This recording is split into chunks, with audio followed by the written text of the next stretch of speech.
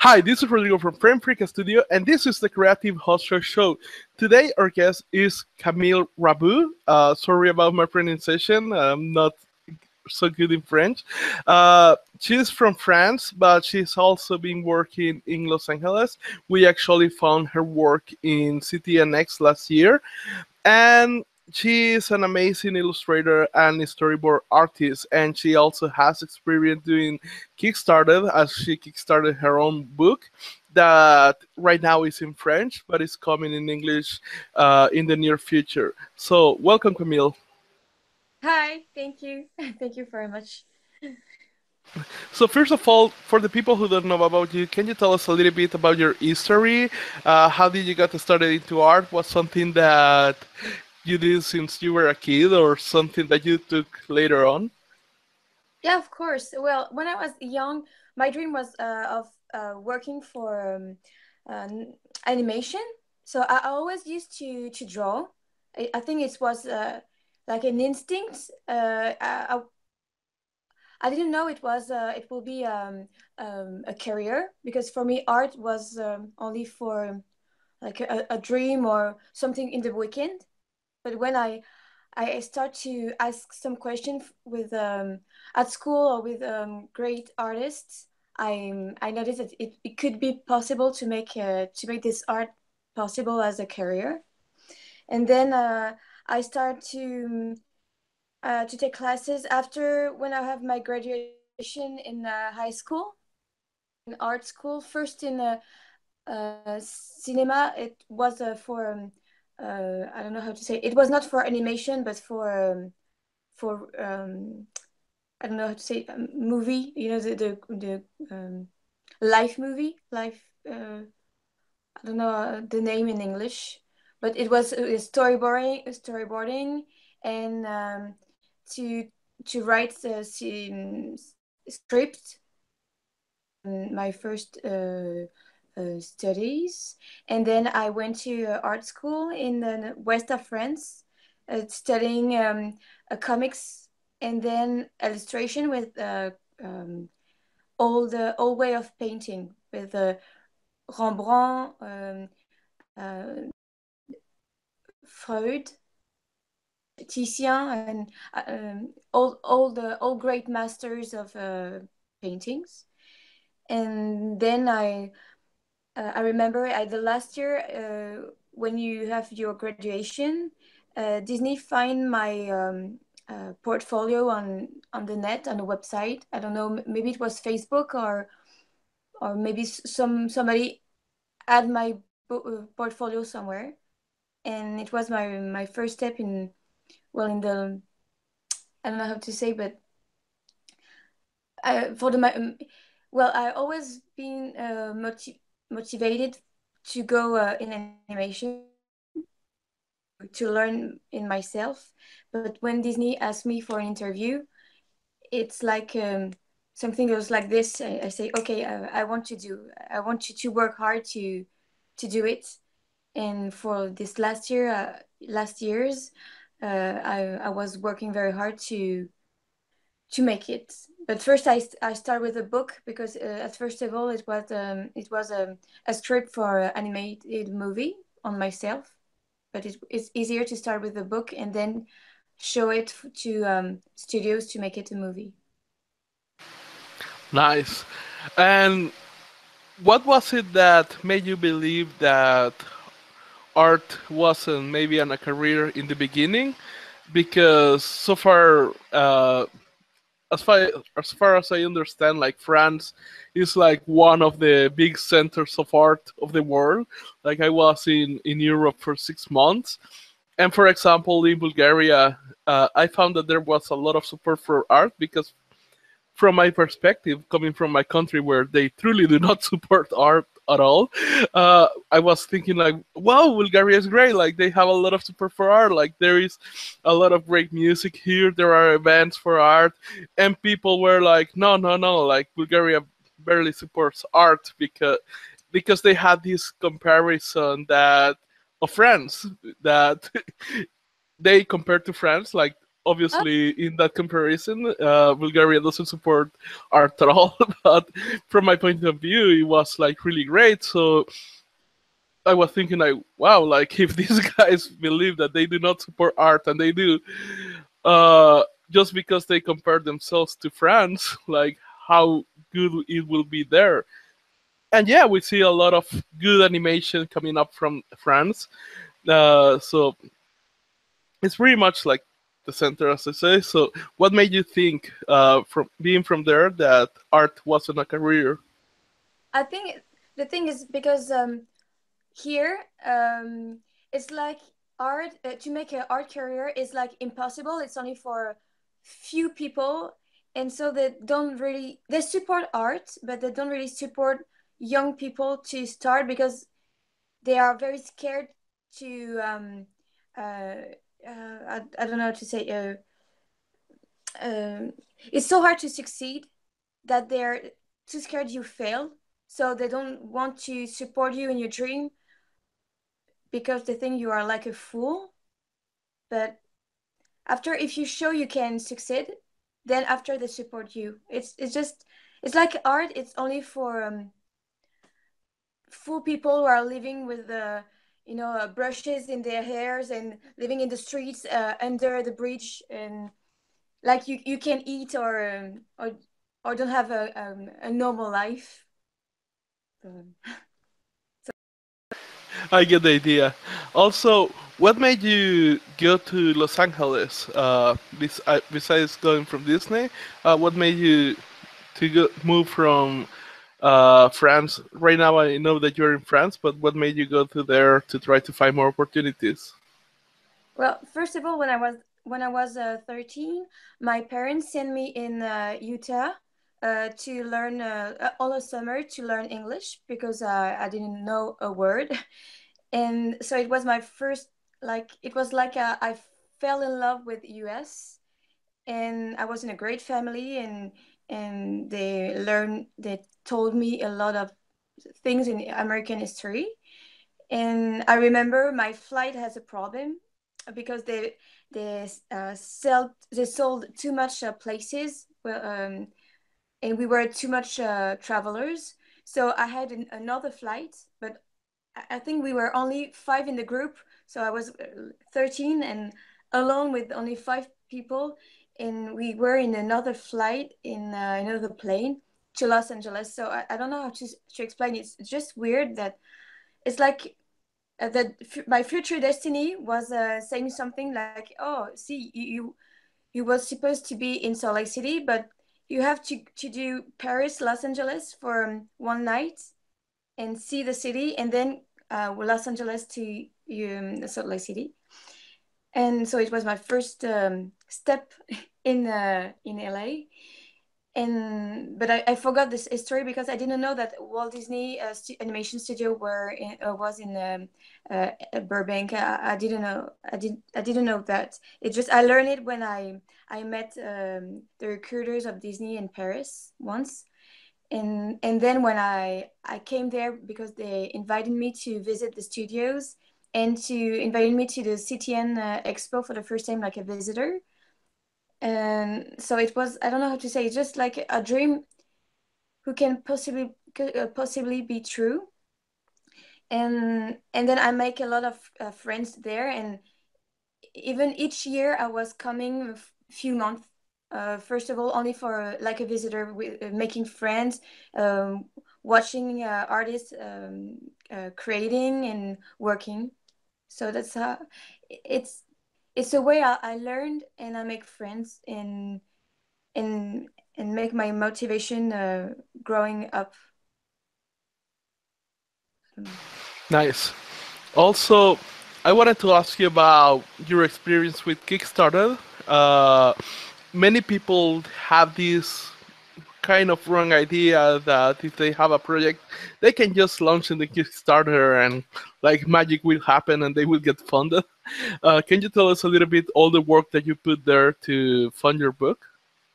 Oh yes, it was not that easy. It was easy, but it it it needs a lot of work before. You have to. you have to make well, to take to set on paper what you want to do and how much you need, and if it's for a book, uh, I don't know how many pages you want for the book, what is the size of your book, what you want to tell, if it's a story, if it's only for the drawing, or if you do both, the time you need to make it, and well, you need to go with meeting printers to understand how it works and how much it costs.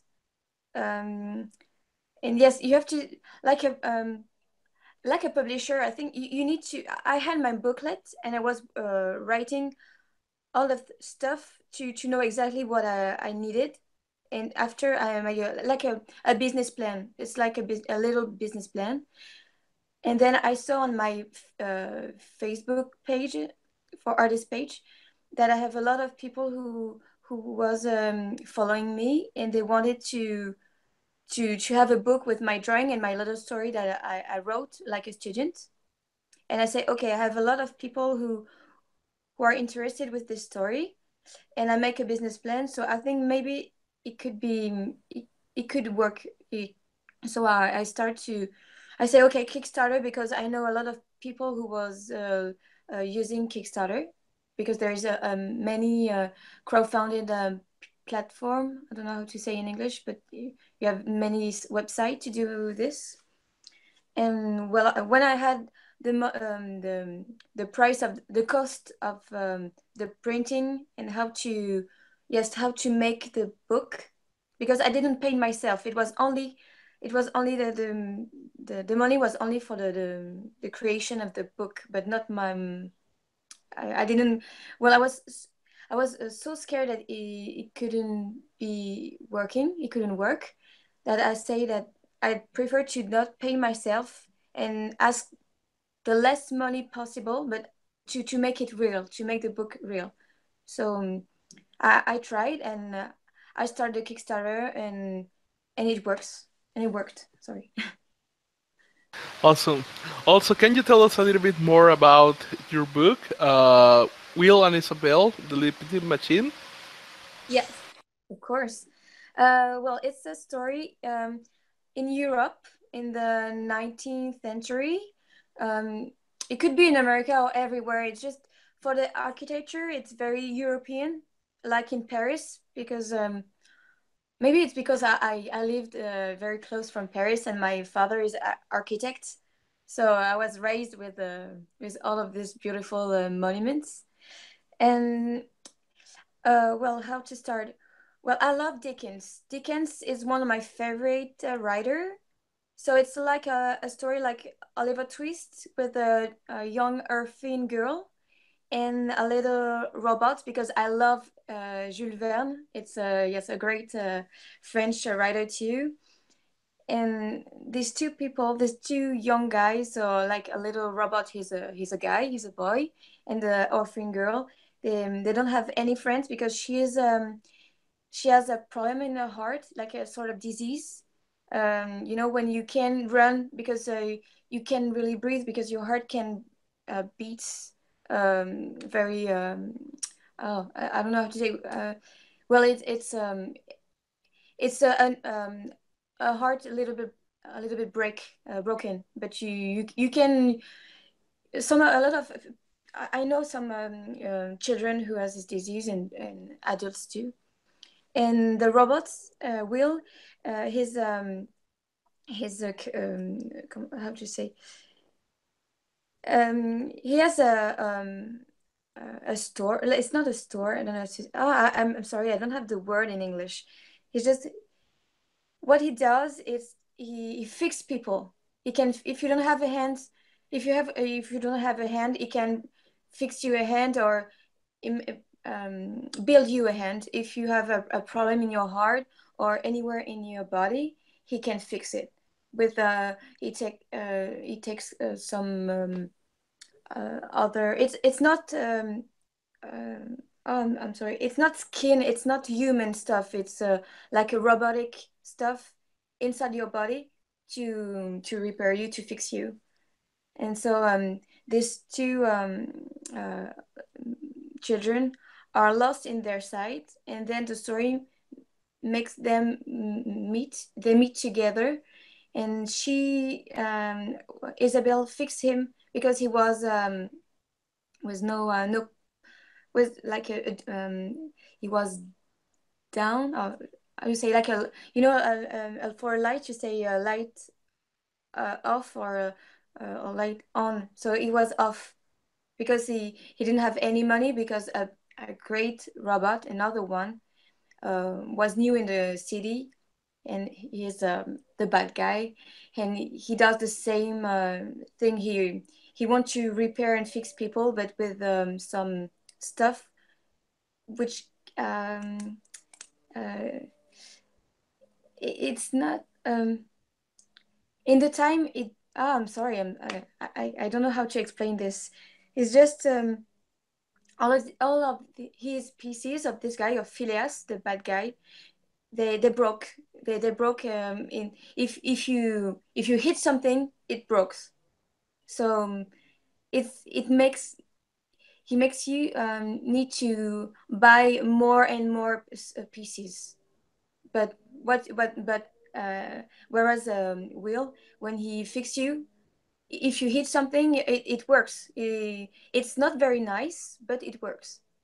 Well, it's not very appealing, but it works. That's the word. And so, because nobody wanted to go to Wheels, because they say, oh, it's not very nice. It doesn't look very cool. We prefer to go to other robots, like so Phileas. Nobody goes to Wheels, and so he can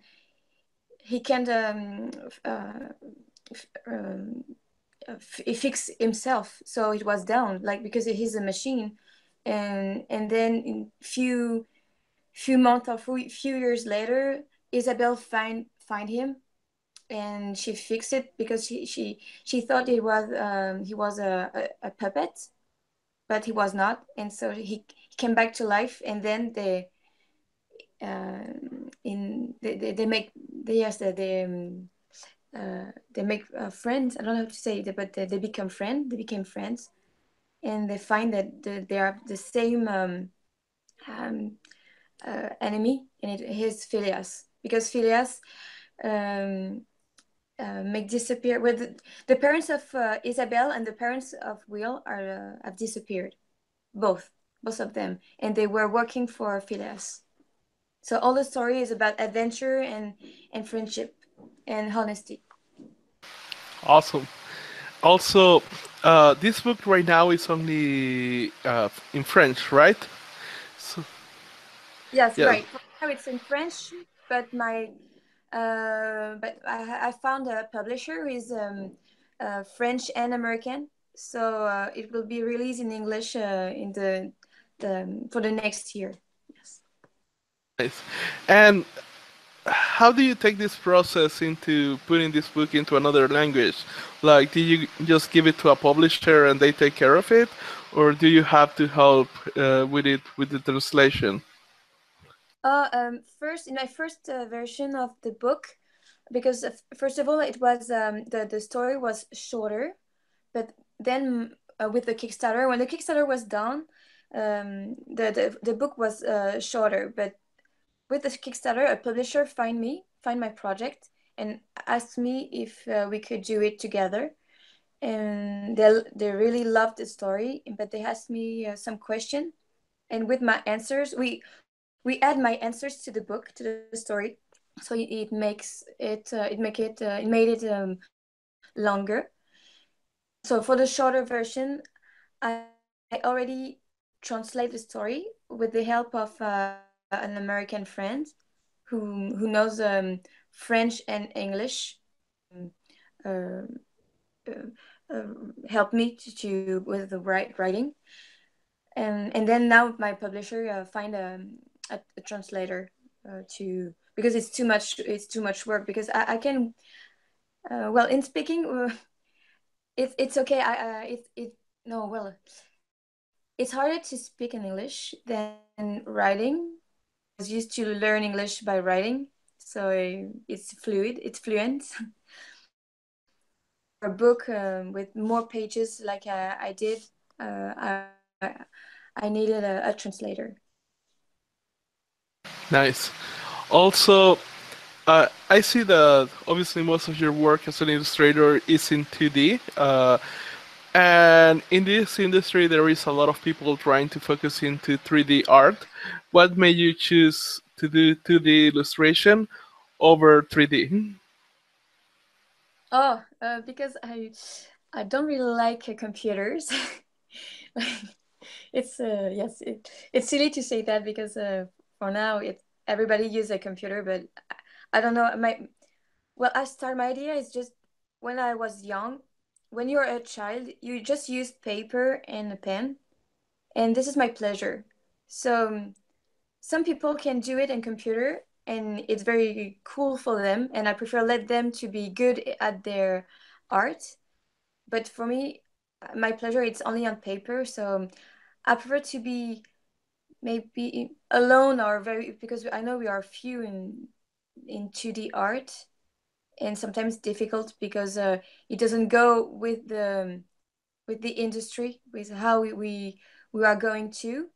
But I think 2D are will be always the source of the art when you want to find an idea, when you need to find some yes some masters, you always go to museum or in the book art book and you see a lot of paintings, and for me it's the beginning of art. So well I know it's like a challenge but I think it could be it will be um, it will work, I think. Nice.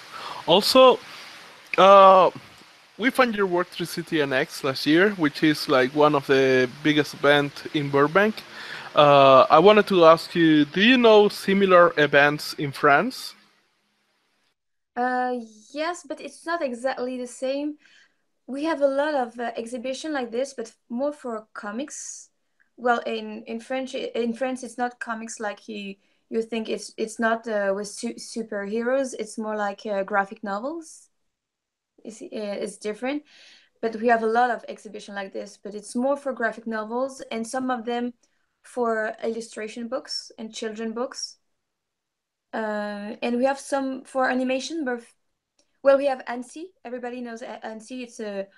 It's one of the biggest yes event for animation, but it's very for animation. It's not we. It's like we don't want to mix all of this art together. It's very separate. And with CTN, Tina was very kind and she said yes. In animation, you have different artists. You have storyboarders. You have background artists or character designers.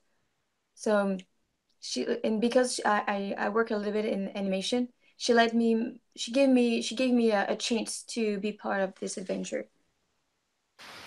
Also, this will be a tricky question, but what was something that you didn't expect at all from to find out in your career that is really important? Oh, I don't understand what you I think I don't understand really the question. Can you redo it? Yes. Did you find something? Did you learn something in your career, like a lesson or something like that, that is really important that you didn't expect to find at all? Okay.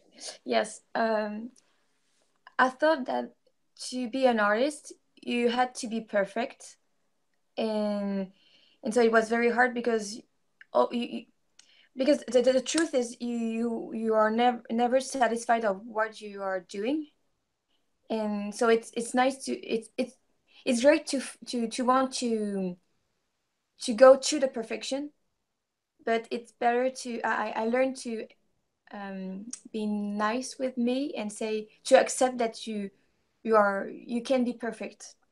um, I think I didn't know about that because everybody who are very great, not most of the artists, because most of the artists, the great artists are very humble, but others like if they had their own god say oh you have to do this way or this way, like if there is some truth for art, but it's false. It's your own truth, and you're not perfect, but you want to do um, you do the better that you can of yourself, and so you have to be to have great expectation, but to be nice with you and say, okay, I do my best, and it will be better next time, and each time you go further, you will be better.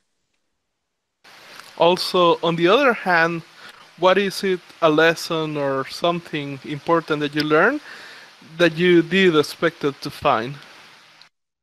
Oh, um, I don't really know. um, Maybe I think it's more uh maybe I find that people could love what I do.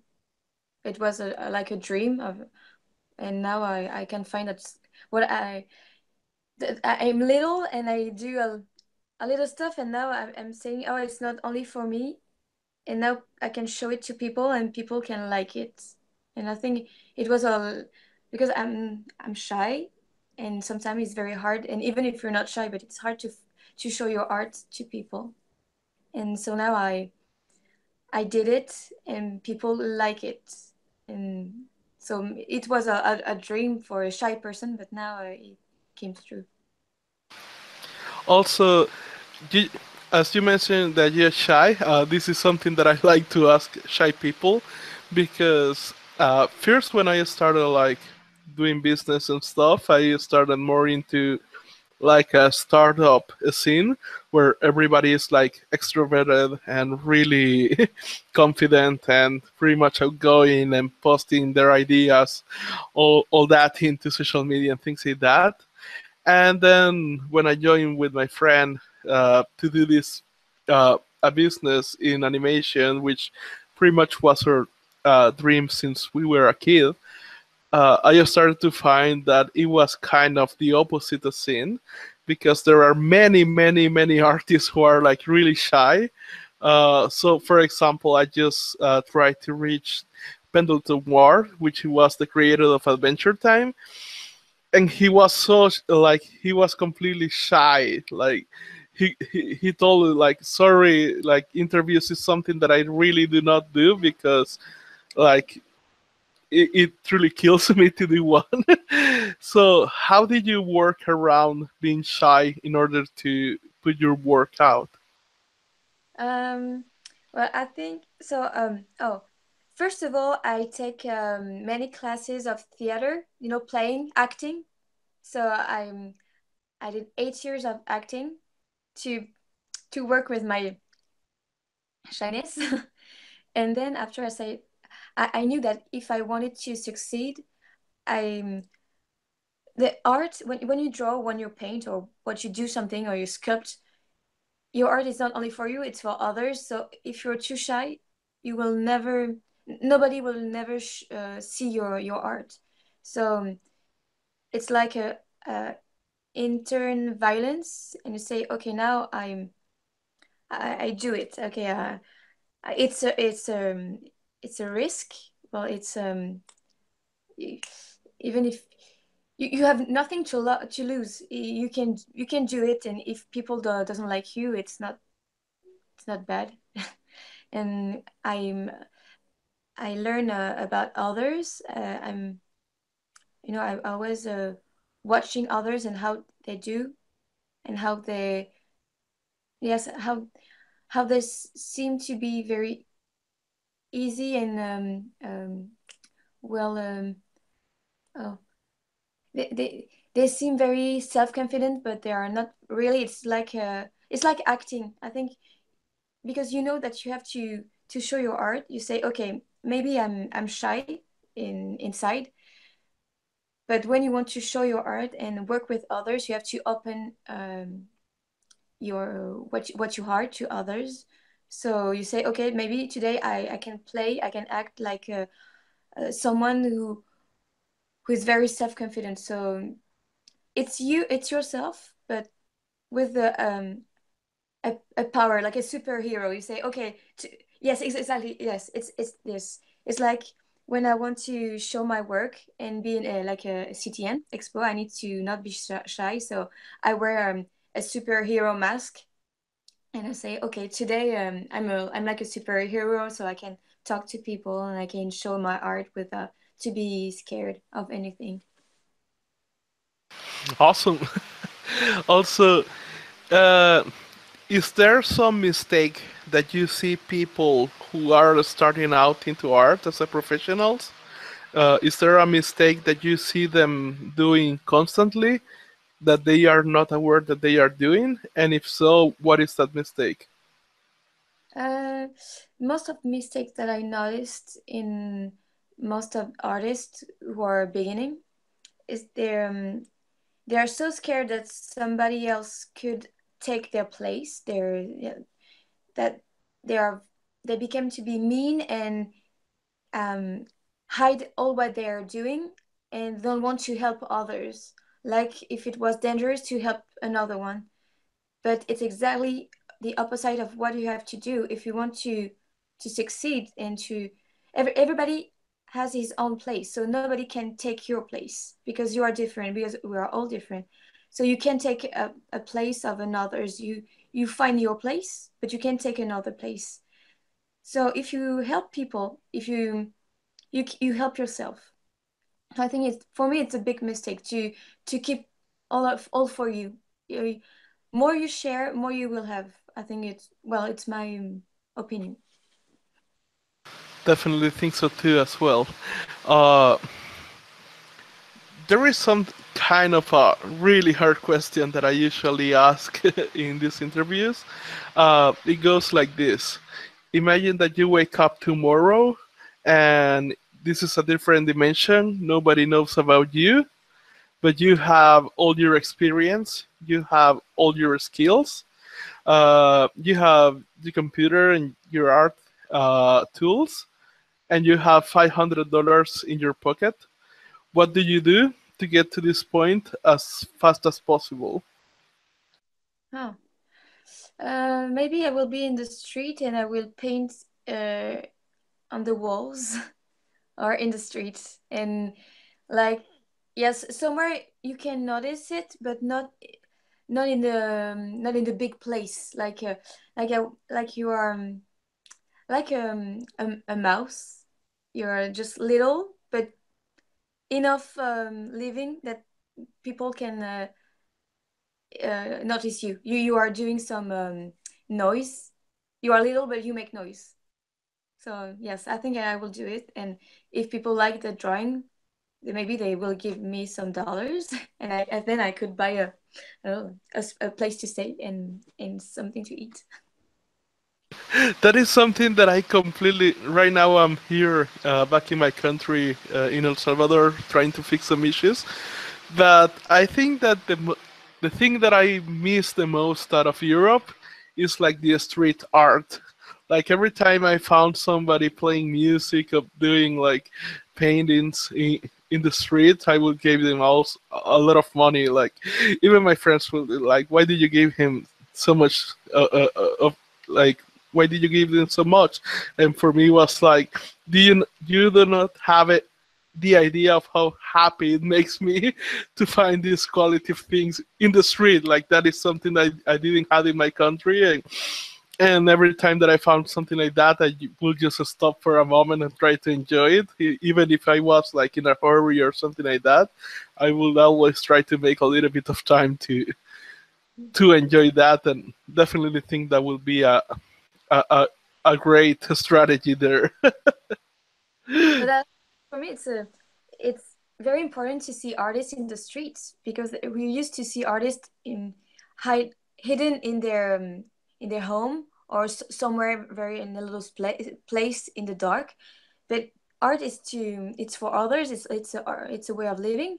So I love to see art in the street. Like if it's a painting or musician or actors when they are playing like I know in Paris you have this in some other cities in France. I was used to see this kind of plays when I was going to do shopping.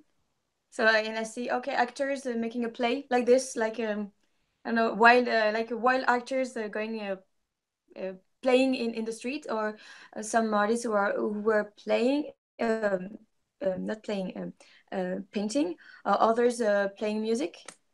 So yeah, for me, art could be, it will be better for everybody to be, yes, the art in the street will be better for anyone, even for people who are tired of their work, or if they are sad, or all of these children who are sick with school because then they don't find their place. If they could see art in the street, maybe they will find an interest in life. So well, it's, yeah. Yeah, definitely. Also, I found this theme a lot in the art world, because I'm in the beginning when we were starting to learn about art. I knew a lot of people who were, like you say, like too much acting as an individual in art, trying to keep all the art for themselves and trying to be this kind of egotistical person that, like, I'm the big artist and things like that. And as I progress in learning about the industry and how everything works, like, I keep finding this topic where big studios, like, or small studios, or whoever it is, will always hate that type of guys, or that type of people, and will really rather take somebody who has like decent skills but kind of works really great into a team, rather than having somebody who is like incredibly talented but creates problems in a team. Have you find this same theme in your experience? No, by chance, no, I was very lucky to never had this experience. I worked around 6 months in a animation studio in Paris, and the art director was very nice and very um, generous, and he took time to explain you things and what he wants you to do, and if you're wrong, he can explain you how to do it well. So I was lucky enough to have a great team. So I don't know this. It's only at school, or well, in all the comics book industry, because it's more individual, because it's not a teamwork. In a book, you are maybe two or three, but it's an individual work. So, and because it's hard, because you have all of these new books each week, each new week. So you know that your book has only 7 days to work, to have another place, in the library, not library, how to say, yes, where you buy books. So it's, you have 7 days for your book to work, and then if it's okay, if it's work, you have another 7 days. And so everybody doesn't want to help other, because they know that they don't, no, maybe we are only 10% who can succeed with the book industry, and the other can't. I understand. I know that it's really hard to publish your own books. I know a couple of people who are interested in doing so, but still have no experience in doing one. So we are trying to get that experience as well from others to kind of have the closest idea possible to what it takes to actually do one. Uh, Other question that I want to ask you, like, is there so far any advice that you would like to give somebody who is starting into art that we haven't talked yet in this interview? Um, well, what I used to say to my how do you say, stagiaire, uh, intern, because I have some interns, is just always, you can, oh well, I have too many things to say. Well, you learn of others, and what you if you watch the world, you learn each day for anything. It's, you don't really learn about art. It's not, you can open your books, but if you're just sitting in a cafe and you are watching people who are living, you can learn. And if you yes and hear what happens, just learning from life. Then after, you have to follow your dream. It's just, if you think you are right, and if you think you're living for something, follow that dream, even if most of the people say don't go that way, because they are not you. And sometimes most of the people are scared to do what they want, because there is too much risk. So if you want to take that risk, you it's a chance. You can do it. It's just it's hard, because sometimes it's your best friends or your family, they're against your decisions. But if you think it's right for you, you have to listen to yes, to be not self-confidence, not for you but for your dream. If you're scared, just listen your dream, because your dream knows most better than you. They I don't know how to say. It's like your dream is better than you, and your dream brings you where you want to go. If you're scared, just follow your dream, because it knows. And then when you're about to touch that dream for real, you will see all your family and your friends will say, oh yes, so you were true. And of course, it's just because you were not scared. So don't be scared and failed many times. And because when you see a child, they are always falling down. And when they learn to walk, they don't walk, you're not a baby and just, okay, I can walk now in my two feet. No, no, no. You fail many times. Like when you learn biking, how to bike, ride a bike. Sorry, riding bike. So it's not a bad thing to fail. It's just you can you I don't know how to say be yeah, stand up. You can I don't know. I'm sorry. I don't have the word the word.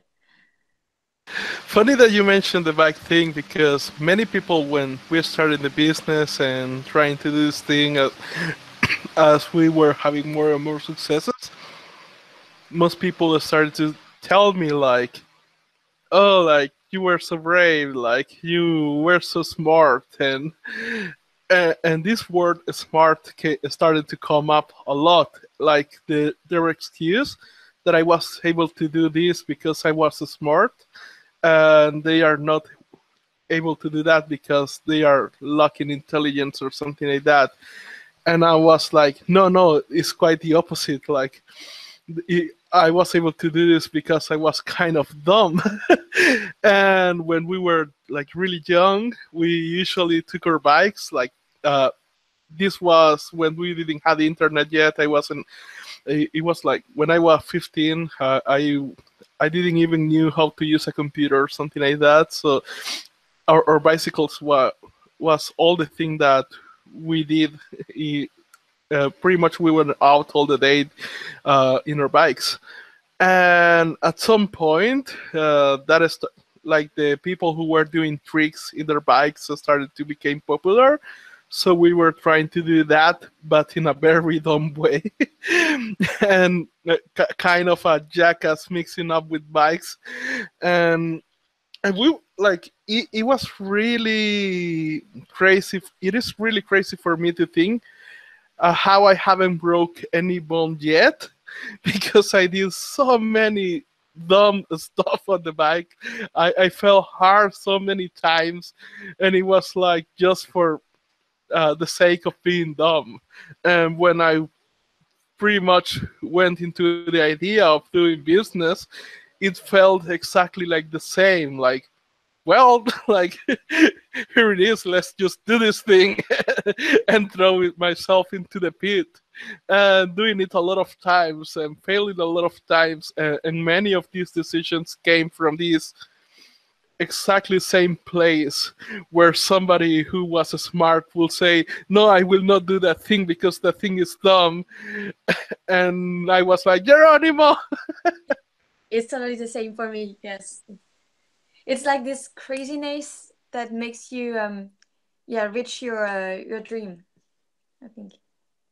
And that is what when this show from MTV Jackass came out, like many people were like not liking that, but that is exactly what I like. It like this guy saying, "Hi, this is Johnny Knoxville. Welcome to Jackass," and doing something really stupid. And that is exactly what I felt when I was jumping into business ideas, into doing things like, "Hi, this is Rodrigo Flamenco. Welcome to Jackass," and doing something really stupid. And sometimes they work. Like some of the things that were the common sense for maybe my family and many friends, like for some reason, I don't know, they work. They actually work, and we were able to put many wins as well, many losses. Like we still keep having losses. We still have ideas that we test, and it's like, okay, that didn't went as expected, but we did learn something out of it, something small, and we keep adding it to the puzzle. And pretty much that's the same thing that we keep doing until now, like making a lot of mistakes and keep adding to the puzzle for the small things that we learn. Yes, it's the same. To add about this is just, yes, I know that my friends are, well, since I'm very little, everybody was telling that I was crazy, but in a good way, just because I'm different. And if you have one crazy idea, it's from me. And everybody say, "Oh, are you sure? No, I don't think it's a good idea." But yes. And when you do it, everybody say, "Oh, we did it." And just, yes, of course, we could. Nice. Also, if people want to find your work online, where will be the best place to do so? Maybe on Facebook, because I'm more on Facebook than on Tumblr. But yes, I have a Tumblr, I have a blogspot, but Facebook and Instagram. But sometimes I try to make the same thing in each place, because everybody doesn't have all of these special media. So from for who has Facebook, it's better because I'm daily. Sorry, I have a hair in my eyes. um, well, for daily notification, it will be on Facebook, and for will be yes, Tumblr, Instagram, yes. Awesome. Thanks a lot for being here and giving us your time. I know that you're busy and it's late over there in France. So I really appreciate that you took a little bit of time to give us your advice and your knowledge over here. Yeah, thank you very much. And I hope my English was not that bad. Don't worry, when I started out, like my English was so much worse than yours. Like I had to repeat myself like 3 to 4 times for people to understand the words that I was saying. But for me, even in French, it's just when you are interviewed, it's just you want to say many things, and so all the words are like this, and so you don't know how to say it. So I'm almost the same in French. Definitely understand how you felt. So this has been the last episode of the Creative Hustle Show. If you like it, please click the like button below and also share this interview with your friends. Until next time.